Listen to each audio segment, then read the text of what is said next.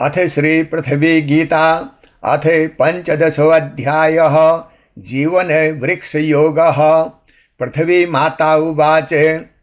ऊर्ध्वमूले मदशाखं जीवन वृक्षं सनातनं मदीय शक्ति संभूतं वस्य पुत्र विचक्षण मूलं तस्य परं प्रेम सत्यधर्म समन्वितं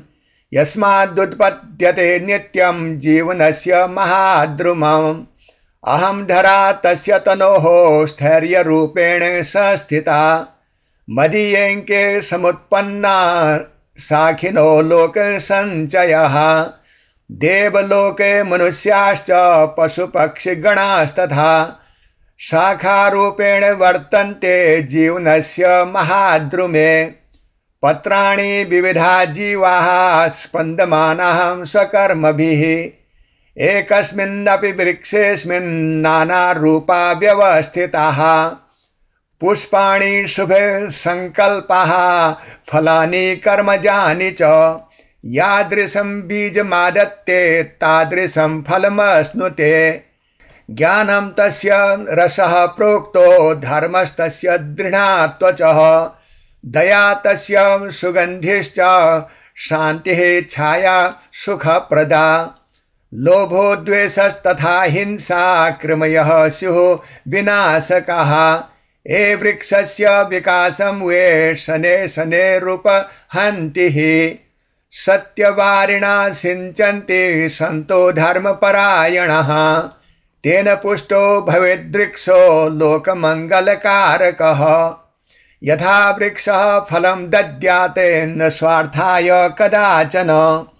तथा मानव जीवनं परहिताय प्रकल्पितं छायां ददाति वृक्षोऽयं शरणं सर्वजन्तुषु न पृच्छति कुलं जातिं धनं वा कस्यचित् क्वचित्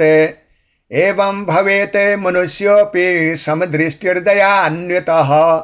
सर्वभूते हिते युक्तो मातृपुत्र इव स्थितः यः वृक्षं पालयेत् धीमान् भविष्यं पालयत्यपि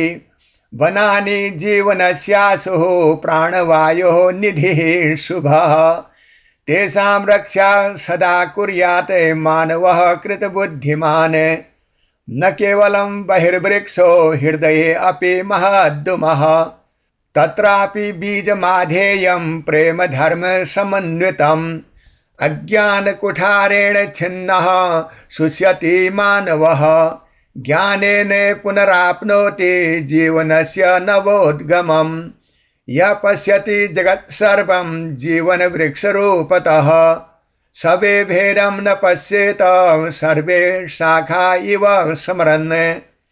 एकं मूलं समाश्रित्य वर्धन्ते शाखिनो यथा तथैवेकां मम शक्तिं आश्रित्य जीवनानि च अतः पुत्रः समं सर्वान् पश्यध्यं प्रेम चक्षुषा एकवृक्षस्य पत्राणि इव सर्वे वसुधातले इति जीवनवृक्षस्य रहस्यं परमं मया उक्तं ते मानवश्रेष्ठ धारयस्व हृदि ध्रुवम् इति श्री पृथ्वी गीतायां जीवन वृक्ष योगो नाम पंचदशोऽध्यायः। ओम जगदम्बिकाय नमः। ओम जगदम्बिकाय नमः। ओम जगदम्बिकाय नमः।